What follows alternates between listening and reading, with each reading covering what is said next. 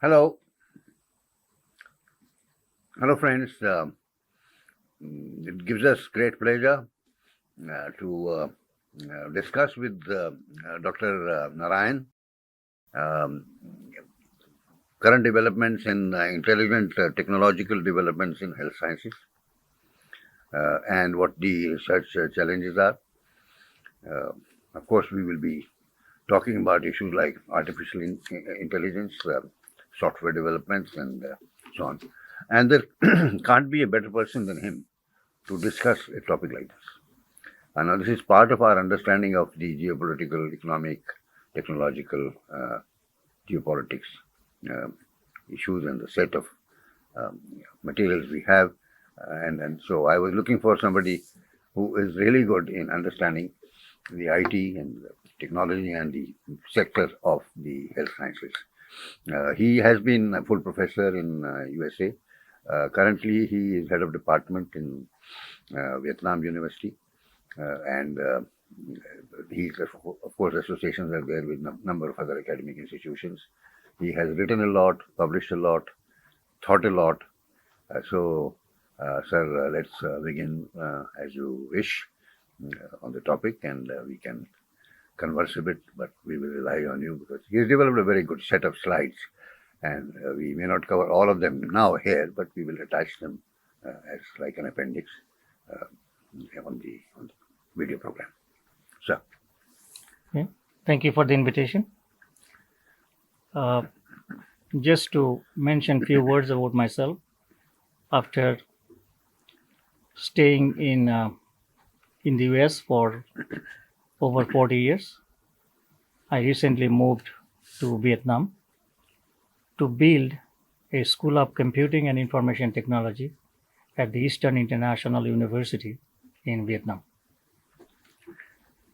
Being an academic person, as an academician, we have three primary roles for a institution of higher learning. Number one is effective teaching. Number two is research and creative activities. And number three is services to the university for image and visibility of the institution. So, as an effective teaching, we need to make sure that we use tools and resources to help and mentor our students for their growth. For example, we probably use different teaching methodologies and pedagogies in order to make sure that the students have a lifelong learning. We can use lecture based teaching, research based teaching, case based learning, project based learning, practice based learning in order to make sure the students gain enough training so that they graduate with proper training for industry. In addition, I should mention that as an academic person, we have four primary goals towards students. For example, humanity. We must make sure that students become a true human being with personality and character. Next, community. We want to make sure that we work as a team to create a community of learners so that we make contribution to the society. Next is creativity, which means we must make sure that we know how to solve problems effectively, how to become innovative in our research, and help contribute to the best of the society. And finally, sustainability. We must make sure that we use our tools and resources so the students gain enough training for lifelong sustainable education from an academic institution. So, as in academics, we have certain roles and certain goals to make sure that we contribute to students' lives for their personal and professional growth. In terms of research, I want to at least present some information that I presented in this conference, that is International Health Informatics Conference at MERI in Delhi.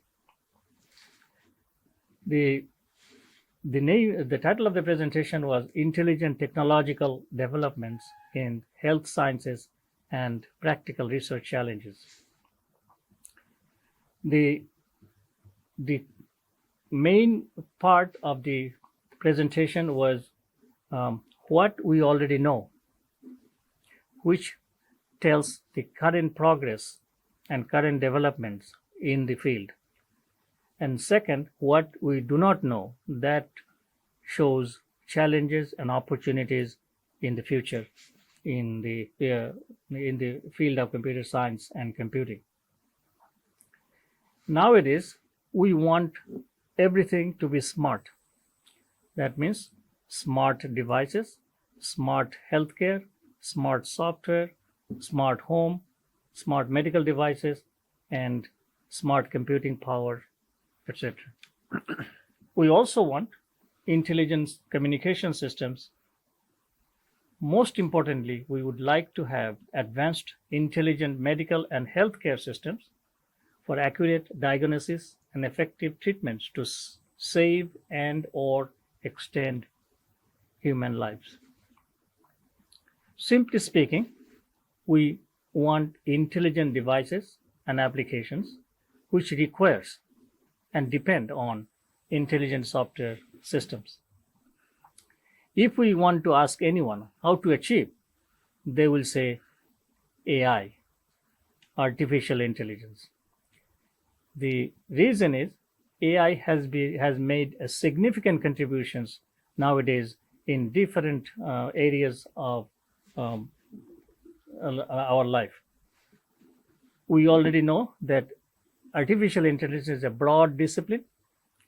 The subset of artificial intelligence is a machine learning, and the subset of machine learning is called deep learning.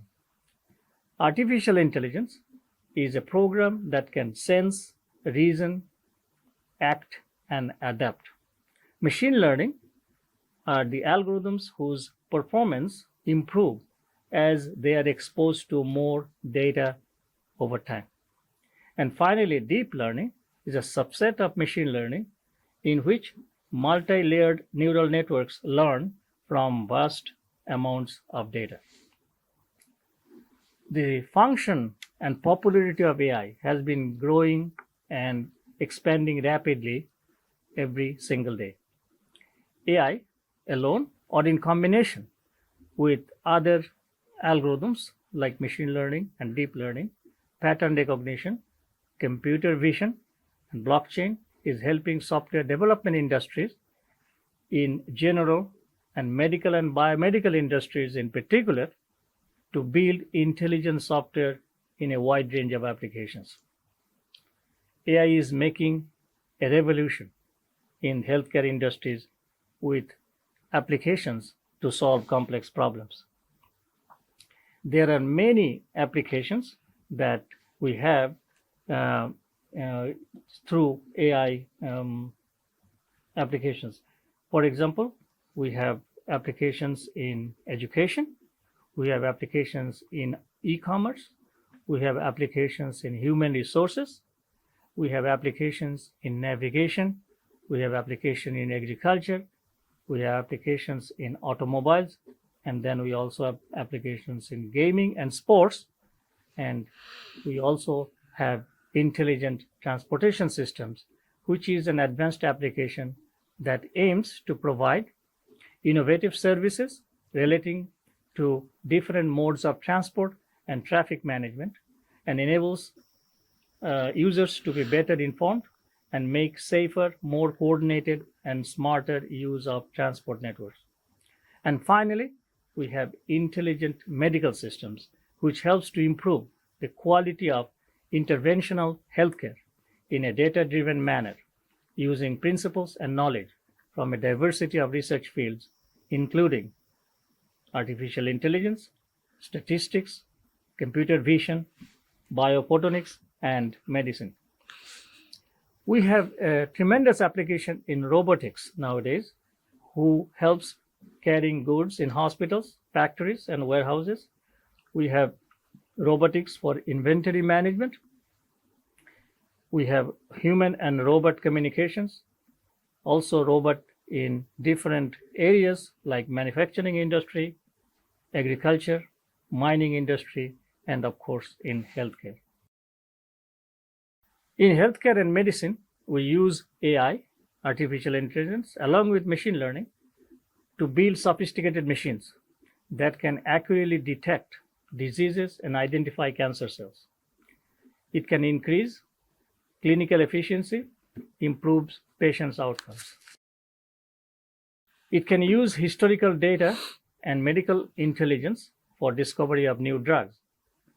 Most recent COVID-19, advanced research, advanced tests, effective vaccines, new medicines, and advanced medical and health care tools and devices made a significant contribution in our society. The artificial intelligence computer systems are extensively used in medical sciences, and such a use is rapidly expanding in recent days. Common applications include diagnosing patients, end-to-end drug discovery and development, improving communications between physicians and patient, transcribing medical documents such as prescriptions, and remotely treating patients. While computer systems often execute tasks more efficiently than humans, more recently, state-of-the-art computer algorithms have received accuracies which are highly comparable to human experts in the field of medical sciences. There are many vital roles of artificial intelligence in healthcare. The 5 primary real-life examples include robotics surgery, chatbots, precision medicine, administrative workflow assistance, and virtual nursing assistance. So, the we have many improvements through the application of AI. So, major benefits of AI, artificial intelligence, has made a major impact across healthcare industries. The global AI in the healthcare market size is anticipated to grow from 4.9 billion in 2020 to 45 billion in 2026. The use of AI, artificial intelligence, in the healthcare industry is rapidly changing the face of information technology IT industry. This spectacular growth stresses the need for healthcare institutions to embrace artificial intelligence to offer cutting-edge healthcare solutions to their customers. We have an artificial intelligence lab at the Eastern International University where we have multiple projects in the lab, including traffic violation detection, social distancing alarm, and also skin disease detection. So with current advances through artificial intelligence, we also see that in the future we can make much progress when we further develop the applications of AI. For example, we can have soft robot which changes shapes and size, as depending on the movement. We can have a potential for making human milk. New mothers can use can replace breastfeeding with that human milk. We can have sleeping smart, a small device to help sleeping disorder. Then we can have electric boats that can avoid pollutions altogether to improve the community and in the society. So AI, artificial intelligence, and machine learning applications to automobiles, to railways, to aviation, to healthcare industries are helping to significantly improve reliability, services, safety, and protection to human life and human lifestyle.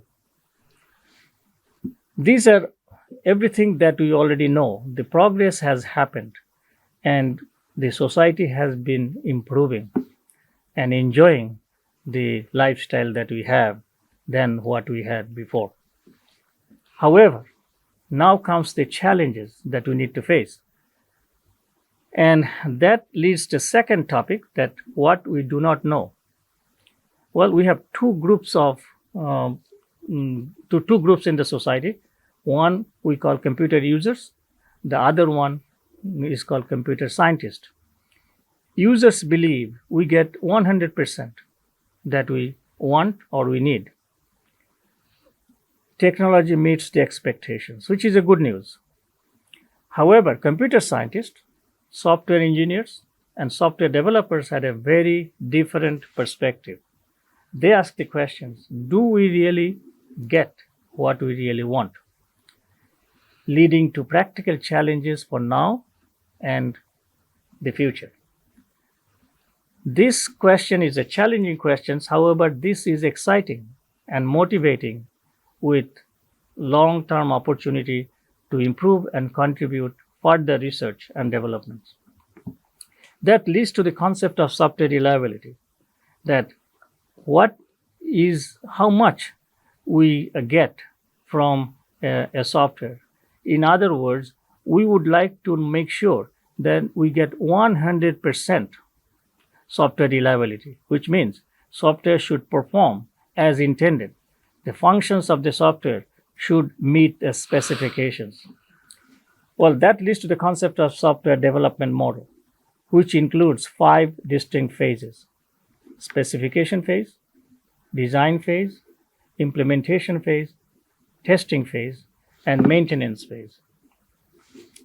The software reliability actually depends on all the accuracy of all these phases. For example, we must make sure that our software specification is correct and documented correctly without ambiguity, without incompleteness.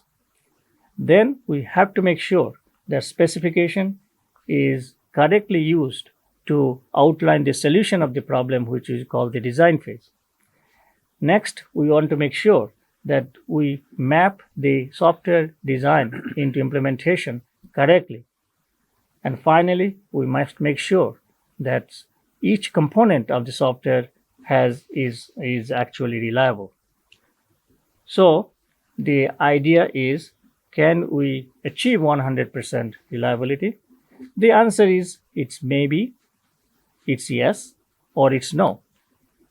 Well, if we look back, we see that reliability depends on accuracy of 5 different phases, and they are all interconnected, which means that if we increase one particular phase 100%, but others are not as comparable to the other phase, then the overall reliability can never be 100%. So if we keep on going with the questions that can we achieve 100% reliability, it looks like we have lots of limitations and challenges, which clearly demonstrates that we can never get 100% reliability, which also encourages us to do further research in this field of software engineering, software development, artificial intelligence, and related applications. This also leads to the area of software testing, which is a common way to make sure that software performs as intended in the specification. Researchers have been trying to come up with efficient testing tools and techniques. but the progress is much slower than expected. The reason is that we have multiple limitations. For example, we commonly make errors in writing the specification, which becomes a fault to the next phase, design phase. In addition, we make other errors, new errors in design phase. Together, the error of specification and design comes up as a fault to the implementation phase. We also make new mistakes, new error in implementation phase. So when we combine all the errors that we make from specification phase to the design phase to the implementation phase, then all of these errors eventually becomes a potential candidate for testing.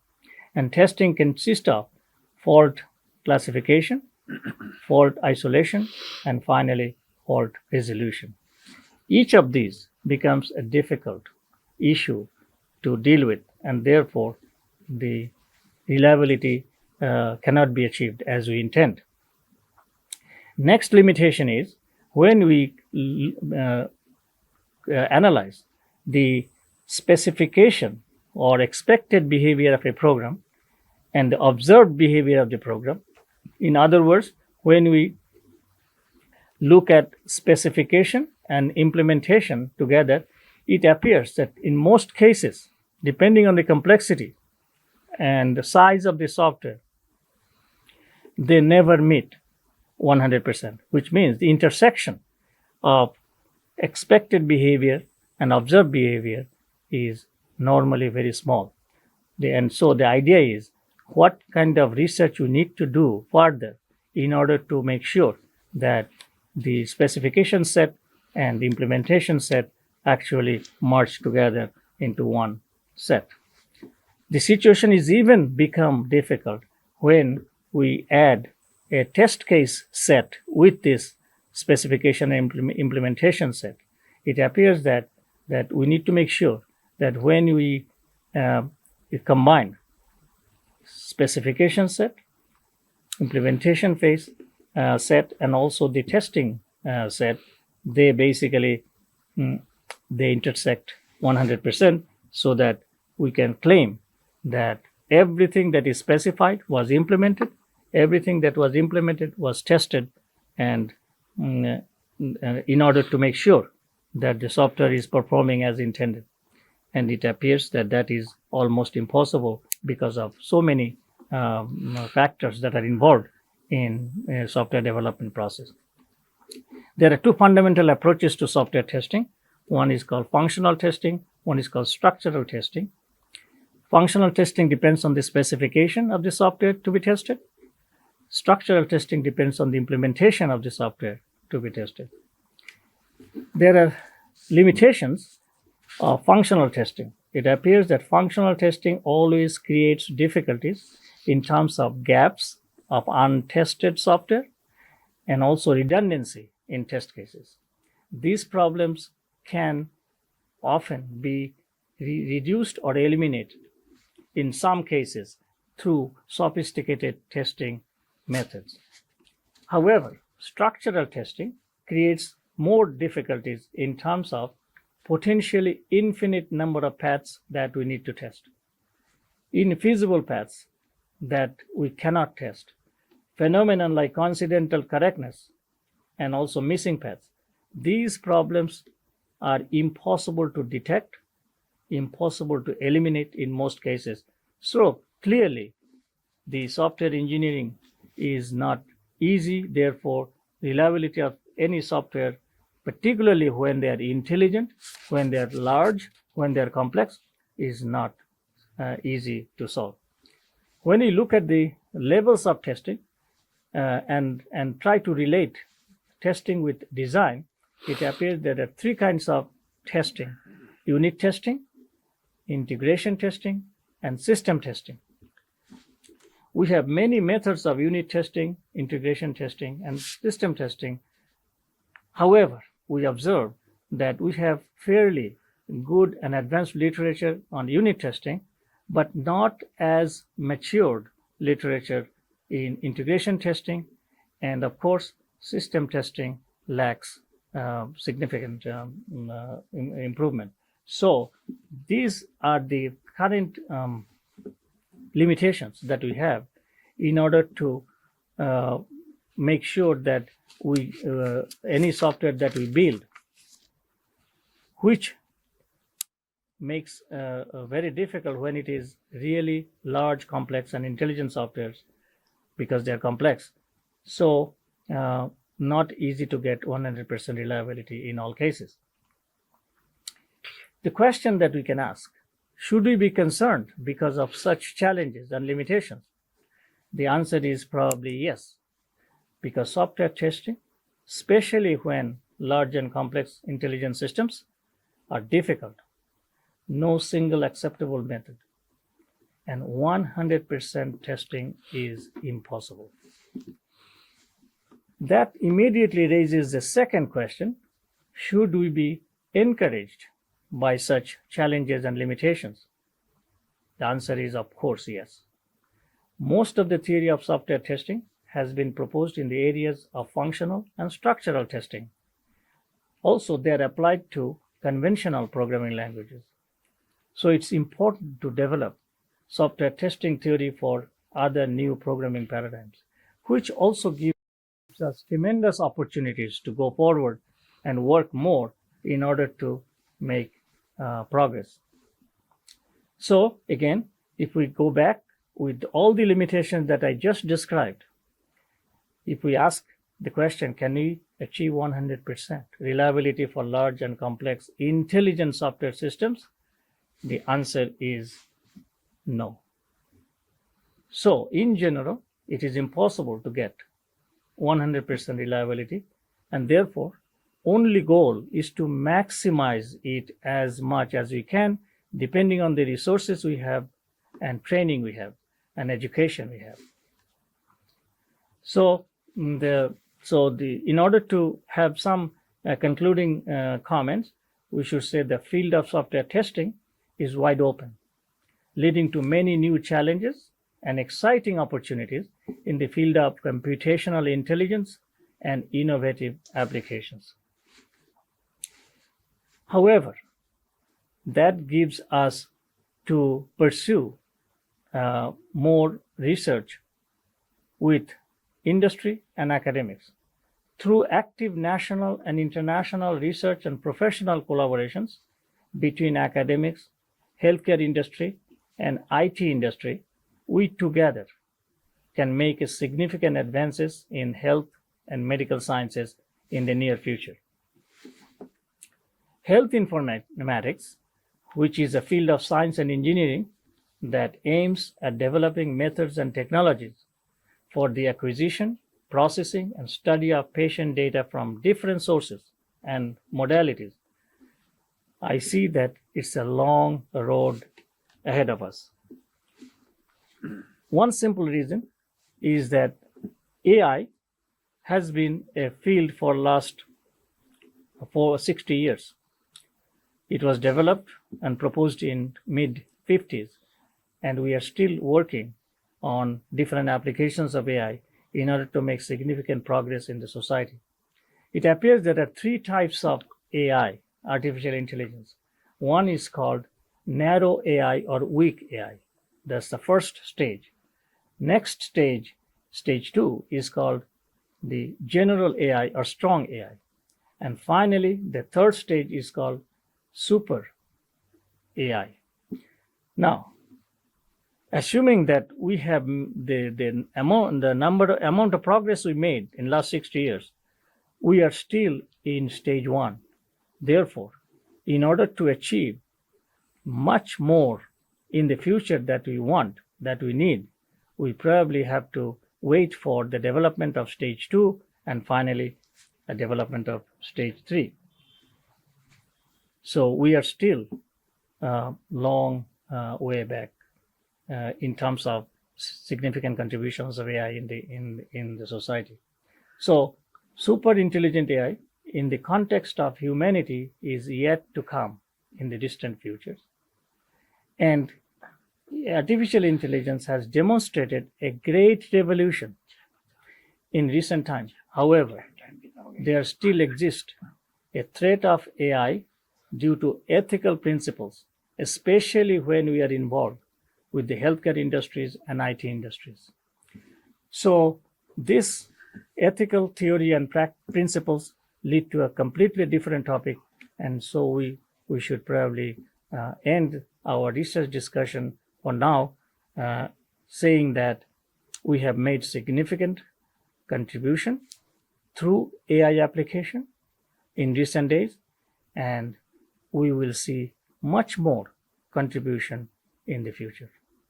Thank you very much. Thank you very much, Dr. Narayan.